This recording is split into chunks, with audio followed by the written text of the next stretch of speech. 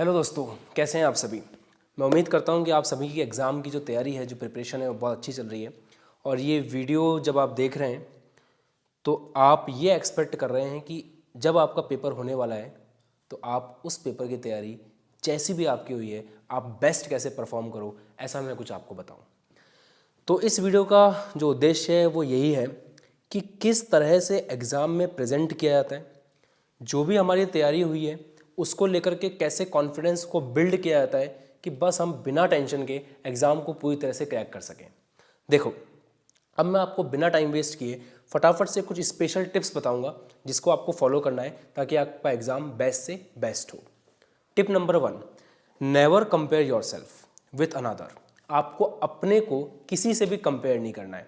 Exam के पहले अगर आप अपने को किसी से कंपेयर करोगे, हो सकता है उसकी तैयारी आपसे बेहतर हो। ऐसा वो बोल रहा हो कि भाई मैंने 10 चैप्टर कर लिए हैं, आपके हो सकते हैं 7 ही चैप्टर हुए हों, तो आपका मोरल जो है वो डाउन हो जाएगा। दूसरे केस में अगर मान लो आपका फ्रेंड कहता है कि यार मेरी कुछ भी तैयारी नहीं है और आप उस समय सोचते हो कि यार मेरी तैयारी इससे बेहतर है, तो आप ओवर कॉन्फिडेंस में आ सकते हो। तो दोनों ही केसेस में दोनों ही तरह के कंपैरिजन आपके लिए नुकसानदायक हैं।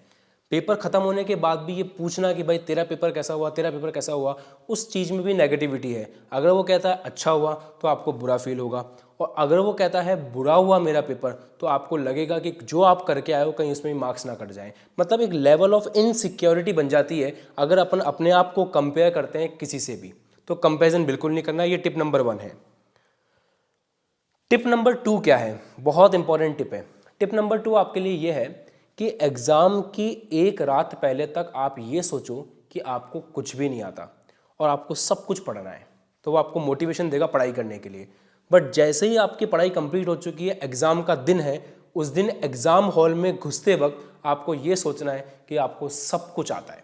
अब आपको कोई टेंशन नहीं है, मुझे सब कुछ आता है, ये सोच के आपको एग्ज़ाम में पेपर देने बैठना है। बच्चे इसका उल्टा करते हैं। तैयारी के समय वो सोचते हैं कि मेरे को सब कुछ आता है और रिवीजन में आलस करते हैं, और एग्जामिनेशन हॉल में जाते वक्त सोचते हैं कि यार मेरे को तो कुछ आता ही नहीं है। तो इसका उल्टा करेंगे आप, ये मैंने आपको बताया टिप नंबर 2। टिप नंबर 3, ये मोस्ट इंपॉर्टेंट है। एग्ज़ाम में मैटर करता है आपकी प्रेजेंटेशन, कि आप कैसे लिखते हो एग्ज़ाम के अंदर। समझो, मान लो आपके पास कोई प्रोडक्ट है, जैसे एक चॉकलेट ही है। उस चॉकलेट को देख करके आप अट्रैक्ट नहीं होते हो, चॉकलेट के ऊपर जो कवर होता है उसको देख के अट्रैक्ट होते हो। किटकैट का कवर अच्छा लगता है, डेयरी मिल्क का कवर अच्छा लगता है, और कोई ऐसी लोकल चॉकलेट होगी उसका कवर भी लोकल ही होता है। तो जितना अच्छा पैकेजिंग होती है, आपको प्रोडक्ट को लेने की उतनी ही इच्छा करती है। बिल्कुल वैसे ही एग्ज़ाम में आपका आंसर सही है गलत है कुछ भी हो, आपको अपनी प्रेजेंटेशन जो है वो बेस्ट रखनी है। मैं आपको समझाता हूँ मैं क्या कहना चाह रहा हूँ। फॉर एग्जाम्पल,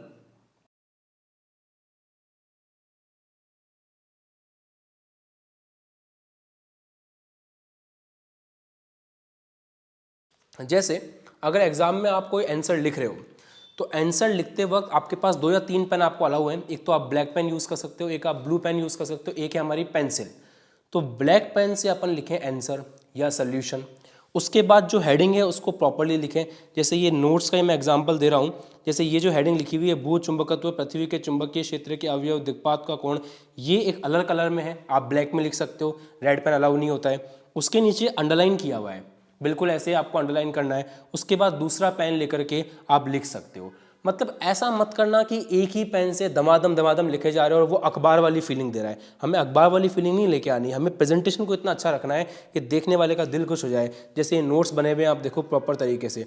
अभी जो डायग्राम है, ये डायग्राम छोटा भी हो सकता था, पर इस डायग्राम को बड़ा बनाया गया है और चारों तरफ इसके ऐसे बॉक्स बनाया है। अपन ने डायग्राम के चारों तरफ बॉक्स क्यों बनाया? ताकि देखने वाले को सुंदर लगे।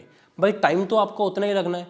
अगर इन केस आप ये बॉक्स बनाते हो तो आपके लगेंगे 3 सेकंड, और अगर आप बॉक्स नहीं बनाते हो तो आपके टाइम कितना बचेगा? केवल 3 सेकंड। तो 3 सेकंड में अगर प्रेजेंटेशन सुंदर होती है तो मेरे हिसाब से आपको वो 3 सेकंड देने चाहिए। और उसके बाद में जब टॉपिक कंप्लीट हो जाए या आपका आंसर कंप्लीट हो जाए तो आपको लाइन खींचनी है। लाइन खींचने के लिए स्केल या पेन की कोई जरूरत नहीं है। आपको क्या करना है, आपको सिंपल ऐसे भी लाइन खींच सकते हो आप, इस तरह से जैसे मैंने अभी खींची है। ये पैटर्न भी सही है, आप ऐसे भी लाइन खींच सकते हो, कोई दिक्कत नहीं है। बट आपको एक क्वेश्चन का आंसर खत्म होने और दूसरे क्वेश्चन का आंसर शुरू होने के बीच में लाइन खींचनी है, ताकि देखने वाले को थोड़ा सुंदर लगे, प्रेजेंटेशन थोड़ी अच्छी हो। अब मैं आपको एक ऐसी खास चीज़ बताने जा रहा हूँ जिससे बच्चे अपनी कॉपी को घटिया बना देते हैं। जैसे मान लो आपके सामने आंसर लिखा हुआ है, इसमें थोड़ी सी गलती हो गई मेरे से, है ना। गलती बताता हूँ क्या हुई। ये जो जिस है, ये जिस मुझे नहीं लिखना चाहिए था, मान लेते हैं। अब आपसे कोई भी गलती हो जाती है तो आप उसको ठीक करते हो। ठीक करने के लिए आप काटते हो उसको। काटने के दो तरीके होते हैं। एक बच्चा है जो इसको ऐसे काटता है, ये देखो, मान लो 2-3 जगह गलती हुई, उसने ऐसे काटा। अब पूरी कॉपी को अगर आप ध्यान से देखोगे तो ये जो दो धब्बे हैं ना बड़े बड़े, ये गाय के गोबर की तरह लग रहे हैं। तो अगर इसको आप देखोगे तो इसको देखने के बाद आप खुद सोचो कि अगर आपको खुद को नंबर देने हो तो आप नंबर दोगे क्या? नहीं दोगे। यही गलती बहुत सारे बच्चे करते हैं। काफ़ी कॉपीज़ में ऐसी मिस्टेक देखने को मिलती है। अगर अपन इसी चीज़ में वापस आते हैं, दूसरे पेज को लेते हैं। मान लो ये पेज है, इसमें मुझे ये ध्रुव लिखा हुआ, ये नहीं लिखना था, मुझे इसको काटना है। तो मैं एक काम कर सकता हूँ, सिंपल एक लाइन खींच सकता हूँ। तो मैंने ऐसे सिंपल एक लाइन खींच दी, ये लो, अभी भी ये कट गया। बट अगर आप इसको ध्यान से देखोगे तो आपको उतनी घिन नहीं आएगी जितनी घिन आपको इसको देख के आ रही होगी। तो ये बहुत छोटी छोटी बातें हैं बच्चों, आपको ध्यान रखनी है कि एग्ज़ाम में काटापीसी नहीं करनी है, उसके करने से बहुत ज़्यादा नंबर हमारे कट जाते हैं। ठीक है, इसका विशेष ध्यान रखोगे। दूसरी बात, डायग्राम आप इतना भी बना सकते हो, इतना बड़ा भी बना सकते हो। जहाँ डायग्राम छोटा बना रहे हो और जहाँ डायग्राम बड़ा बना रहे हो, डिफरेंस मुश्किल से 10 या 15 सेकंड का आएगा। तो डायग्राम को बड़ा बनाने की कोशिश करो ताकि सुंदरता आपके सामने आए। जैसे यहाँ देखो, ये डायग्राम कितना बड़ा बना हुआ है, नीचे वाला। इस डायग्राम को देख के सुंदरता लग रही है, अच्छे से क्लियर हो रहा है। और एक और बात, ये जो प्रॉपर तरीके से देखो आप कैसे किया हुआ है, यहाँ प्रॉपर तरीके से एरो बना के लिख रखा है कि ये चुंबकीय याम्योत्तर है, एरो बना के लिख रखा है ये भौगोलिक याम्योत्तर है। तो इस तरह से प्रॉपर तरीके से आपको एरो बना करके जो भी चीज़ है वो लिखनी है। और लास्ट में भी आपको यहाँ पे ऐसे चित्र करके लिखना है कि ये चित्र किसका है। ये बात बहुत छोटी है पर इसके मार्क्स एग्जाम में आपको मिलेंगे। ठीक है, ये बात समझ में आई। अब जरा आते हैं थोड़ा सा टफ पेपर क्या होता है और अच्छा पेपर क्या होता है। एक मस्त बात बताऊंगा, आपका दिल खुश हो जाएगा, ध्यान से देखना। देखो जी, ये बहुत बड़ी बात मैं आपको बताने जा रहा हूं। पेपर में आपने देखा होगा हर एक बोर्ड बोलता है कि हमारा पेपर जो है 75% एवरेज आने वाला है, हमारा पेपर जो है 15% अबोव एवरेज आएगा, मतलब थोड़ा सा टफ आएगा, और 10% जो है वो बहुत ही ज़्यादा टफ आएगा। ठीक है, जब बोर्ड बोल रहा है कि हमारा पेपर हमने इस तरह से बनाया है कि 75% एवरेज है, 15% अबोव एवरेज है और 10% डिफिकल्ट है, तो ऐसा क्यों होता है कि बच्चों का रिस्पांस अलग अलग आता है। कोई बच्चा बाहर आके बोलता है यार मेरा तो पेपर बिगड़ गया, बहुत ही गंदा आया। कोई बच्चा आके बोलता है कि ठीक ठाक गया। कोई बच्चा आके बोलता है कि बहुत बढ़िया गया। और ऐसा नहीं है कि अगर वो कह रहा है बहुत बढ़िया गया तो उसके नंबर भी बढ़िया आएंगे, ऐसा भी नहीं होता। कोई बच्चा बोलता है मेरा तो बहुत बढ़िया गया बट उसके नंबर कम आते हैं। तो ये थोड़ी जो स्ट्रैटेजी है या थोड़ा जो प्रॉब्लम होती है समझने में पेपर को, वो मैं आपको क्लियर करने जा रहा हूँ। ध्यान से मेरी बात सुनिएगा। मान लेते हैं मेरे पास 10 क्वेश्चन है, 10 क्वेश्चन के अंदर से 6 क्वेश्चन, या ऐसा कर लेते हैं 5 क्वेश्चन जो है वो आपके एवरेज हैं, मतलब ठीक ठाक है, पढ़ने वाले बच्चों से हो जाएंगे। इसमें जो है 4 क्वेश्चन जो हैं वो थोड़े डिफिकल्ट हैं और एक क्वेश्चन जो है वो अबोव एवरेज है, अबोव एवरेज है। ठीक है, ये 10 क्वेश्चन दिए मैंने। अब मैंने 4 तरह के सेट बनाए, ए सेट, बी सेट, सी सेट, डी सेट। अब क्या हुआ, जो ए सेट है उसमें मैंने क्या किया, सुनना, बहुत खास बात बता रहा हूं मैं आपको, इसके बाद आपको समझ में आ जाएगा पेपर कैसे करना, स्कोर कैसे करना होता है। मान लो सेट नंबर ए में बच्चा करना शुरू करता है, मैंने क्वेश्चन नंबर 1 जो है वो डाल दिया एकदम डिफिकल्ट, टफ क्वेश्चन डाल दिया। क्वेश्चन नंबर 1 मैंने टफ डाल दिया, बच्चे से हुआ नहीं। अब क्वेश्चन नंबर 1 अगर बच्चे से हुआ नहीं, उसको क्या लगेगा कि यार पेपर तो टफ है, मेरे से हो ही नहीं रहा है। फिर उसने दूसरा क्वेश्चन ट्राई किया, दूसरा क्वेश्चन भी मैंने डाल दिया डिफिकल्ट, तो दूसरा क्वेश्चन डिफिकल्ट डाला, वो भी उससे नहीं हुआ, उसको लगेगा यार मेरे को तो कुछ आ ही नहीं रहा है। उसने क्वेश्चन नंबर 3 किया, तीसरा क्वेश्चन में मैंने डिफिकल्ट डाल दिया, वो भी उससे नहीं हुआ, उसको लगेगा मेरे को तो आ ही नहीं रहा है, पसीना लग जाएंगे, कॉन्फिडेंस डाउन हो जाएगा। क्वेश्चन नंबर 4 मैंने डाला, वो भी मैंने टफ डाल दिया, वो भी उससे नहीं हुआ। इसका मतलब बच्चे को लगेगा यार मेरा तो पेपर बिगड़ गया, अब कुछ नहीं हो सकता, घबराहट हो जाएगी उसको। और आपको पता है कि मैंने केवल कितने क्वेश्चन टफ दिए हैं, 4, बट चारों एक साथ दे दिए। तो अब जो 5वां क्वेश्चन है वो 5वां क्वेश्चन ईजी डालूंगा उसके बाद भी वो बच्चा नहीं कर पाएगा, क्योंकि 4 क्वेश्चन उसने टफ कर लिए, उससे उसका पूरा का पूरा मोरल खत्म हो चुका है।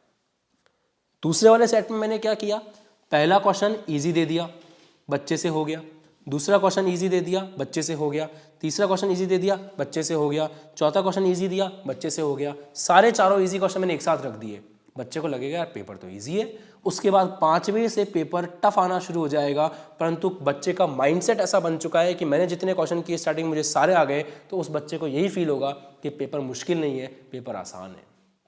आप समझो, है 4 क्वेश्चन ही टफ सब में, अब इसके बाद टफ 4 क्वेश्चन आएंगे, बट डिपेंड इस बात पे करता है कि किस तरह से उनको अरेंज कर रखा है, उस पर बहुत कुछ डिपेंड करता है। तीसरे सेट में क्या किया, तीसरे सेट के अंदर पहला क्वेश्चन रखा मैंने टफ, नहीं हुआ बच्चे से। दूसरा मैंने रखा इजी, तीसरा मैंने रखा टफ, चौथा मैंने रखा इजी। तो बच्चे का जो एक्सप्रेशन है वो मिला जुला रहेगा, और ये वो बच्चे होते हैं जो कहते हैं यार पेपर ठीक ठाक हुआ, tough easy tough easy tough easy. अब समझ में आ रही है बात?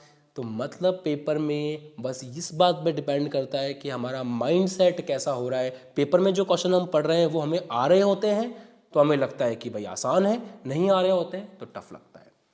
अब सवाल ये पैदा होता है कि आप ऐसा कोई तरीका बताओ जिनसे पेपर कैसा भी आए हमें आसानी लगे। आप ऐसा कोई तरीका बताओ कि पेपर कैसा भी आए हमें आसानी लगे। तो ये तरीका आप सभी लोगों को पता है। आप सुबह सुबह जब भी अपने माँ बाप के पाँव छूने जाते हो कि आशीर्वाद दो पेपर के लिए, तो वो आशीर्वाद देने के साथ में एक ही बात बोलते हैं आपको। कोई भी बड़े से आप पूछ लेना, वो एक ही बात बोलेगा आपको कि बेटा पहले वो क्वेश्चन करना जो तेरे को आता हो। सही बात है। अब आप सोचो, पेपर के अंदर अपने 5 मार्क्स के जो क्वेश्चन होते हैं वो मेनली डेरिवेशन या फिर थ्योरी से आते हैं, और हम लोग थ्योरी पढ़ के जाएंगे तो 5 मार्क्स के क्वेश्चन अपन को आने चाहिए। तो अगर आप पेपर को पीछे से शुरू करो जहाँ 5 मार्क्स के क्वेश्चन हैं, तो उसके 2 बड़े फायदे हैं। पहला बड़ा फायदा ये है कि वो क्वेश्चन आपको आते होंगे, तो पहले आप वो क्वेश्चन कर रहे हो जो आपको आते हैं, इससे आपको कॉन्फिडेंस आएगा और आप कैटेगरी बी में आ जाओगे, जो मैंने अभी एग्जांपल दिया था कि आपको जो आ रहा है वो आप पहले कर रहे हो, राइट। तो हमेशा पीछे से शुरू करो ताकि वो क्वेश्चन आपको आते रहेंगे, आपको कॉन्फिडेंस आता जाएगा। पीछे से करते हुए आओगे, क्वेश्चन आपको आते हैं, करते जा रहे हो, कॉन्फिडेंस बनता जा रहा है बनता जा रहा है बनता जा रहा है। तो पहले 5 नंबर के किए, फिर 4 के किए, फिर 3 के किए, फिर 2 के किए, फिर 1 का कर रहे हैं। 1 के क्वेश्चन लगभग टफ ही होते, तो 1 नंबर के क्वेश्चन टफ है, लास्ट में कर रहे हो, आपको पता है आपका पेपर हो चुका है, कॉन्फिडेंस रहेगा, पेपर बिगड़ने के चांस कम हो जाएंगे। दूसरी बात, 1 नंबर के क्वेश्चन में कभी कभी ऐसा होता है कि आंसर नहीं बैठ रहा होता है, दिमाग में चमक नहीं रहा होता है, मैंने वहाँ पे 10 मिनट खराब कर दिए। तो 1 नंबर के क्वेश्चन में मैंने 10 मिनट खराब कर दिए, और अगर मैं पेपर को आगे से करता आ रहा हूँ, लास्ट में क्या हुआ, लास्ट में जब 5 नंबर का क्वेश्चन आया, मुझे आता था, बट क्योंकि मैं अपना टाइम पुराने वाले क्वेश्चन में बर्बाद कर चुका हूँ तो मेरे पास टाइम ही नहीं है, और मैं वहाँ पे घास काट के आ गया। जबकि आपको पता है 5 नंबर के क्वेश्चन में अच्छे से लिखना होता है, वहाँ घास नहीं काटनी होती है। तो सबसे पहला काम करो, 5 नंबर के क्वेश्चन करो, उसके बाद 4 के करो, 3 के करो, 2 के करो, जो आता है वो पहले करो। तो पेपर कैसा भी आए आपका बिगड़ेगा नहीं, क्योंकि आपको ये बात पता है कि आप चाहे टफ हो चाहे इजी हो, आप पहले वो कर रहे हो जो आपको आता है, जिसके कारण आप में एक पॉजिटिव कॉन्फिडेंस आएगा। दूसरी बात बच्चों, 5 नंबर के क्वेश्चन में लापरवाही नहीं करनी है। जैसा मैंने आपको बताया, प्रॉपर प्रेजेंटेशन रखनी है आपको। मैं आपको एक सैंपल दिखा देता हूँ।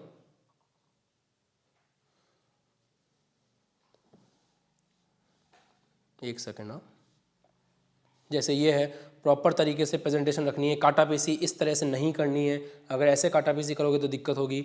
ढंग से काटना है, जैसे यहाँ ऐसे कट कर लिया आपने, इसमें कुछ फील नहीं होगा, भद्दा भी नहीं लगेगा, हो सके तो पेंसिल से काट देना। उसके बाद प्रॉपर तरीके से डायग्राम बनाना है, कौन से डायग्राम में क्या है लिखना है, जैसे यहाँ पर लिखा हुआ है ना प्रॉपर तरीके से कि ये सोलोनॉइड है, ऐसे एरो बना के लिख रखा है, वगैरह वगैरह। आपको अच्छे से प्रेजेंटेशन रखनी है, जितना सुंदर काम करोगे रिजल्ट उतना ही अच्छा बनेगा। और मैंने बताया बिल्कुल भी किसी से कंपेयर नहीं करना है। एग्ज़ाम से पहले सोचना है कि मुझे कुछ नहीं आता, अच्छे से मेहनत करनी है। एग्ज़ाम देने बैठो जब सोचना है मेरे को सब कुछ आता है, यही आपको कॉन्फिडेंस देगा। किसी से बात नहीं करनी है फालतू, किसी से नहीं पूछना तूने कितना पढ़ा तूने कितना पढ़ा। सब बच्चे अलग अलग होते हैं, हो सकता है एक बच्चा सब कुछ पढ़ के आया हो बट कुछ भी ठीक से पढ़ के नहीं आया हो, और एक बच्चा ऐसा भी हो सकता है जो 5 ही चैप्टर पढ़ के आया हो पर बहुत अच्छे से पढ़ के आया हो। हर बच्चे अलग होते हैं, सबका दिमाग अलग होता है, सबके पढ़ने का तरीका अलग होता है। तो किसी से कंपेयर नहीं करना है, काटा पीसी नहीं करनी है, प्रेजेंटेशन अच्छी रखनी है, सुंदरता होनी चाहिए आपके काम में। राइटिंग आपकी खराब है फर्क नहीं पड़ता, सुंदरता होनी चाहिए। मतलब सुंदरता का मतलब ये नहीं राइटिंग जमा जमा के लिखो, सुंदरता का मतलब ये है कि जमी हुई होनी चाहिए। जैसे यहाँ आप देखो, यहाँ पे कोई भी काटा पीसी नहीं कर रखी है, वो काम नहीं करना है। कलर प्रॉपरली, पेन आपको अच्छे से यूज़ करना है, पहले ब्लैक पेन से हेडिंग लिखनी है, फिर ब्लू पेन से कंटेंट लिखना है, बाद में लाइन खींचनी है, वगैरह वगैरह। ये 3-4 टिप्स आपको फॉलो करनी है आपका जो भी एग्ज़ाम है उसमें। और एग्ज़ाम दे करके आने के बाद मुझे बताना है कि मेरी ये स्ट्रेटजी आपको कैसी लगी। और अगर ये आपको कंटेंट यूज़फुल लगा है तो एक लाइक और कमेंट ये ज़रूर करके जाना सेक्शन में, ताकि मैं देख सकूं कि आप लोगों को ये स्टडीज़ किस तरह की लग रही हैं और मैं आगे भी इस तरह की वीडियो आपके लिए लेकर आता रहूं। और एक अनाउंसमेंट और है, हमारा सेशन स्टार्ट होने वाला है मार्च से, तो बस 10-12 दिन बचे हैं। रजिस्ट्रेशन प्रोसेस ऑलरेडी चल रहा है, तो आप एप्लीकेशन इंस्टॉल करके रजिस्टर कर सकते हो सारी क्लासेस के लिए। 9 to BSc 1 या 2 मार्च से हमारी क्लासेस स्टार्ट हो जाएंगी। तो all the best for your examination. In tips को याद रखिएगा, ये आपको बहुत हेल्प करेंगे एक पॉजिटिव माइंडसेट से पेपर देने के लिए। Thank you so much.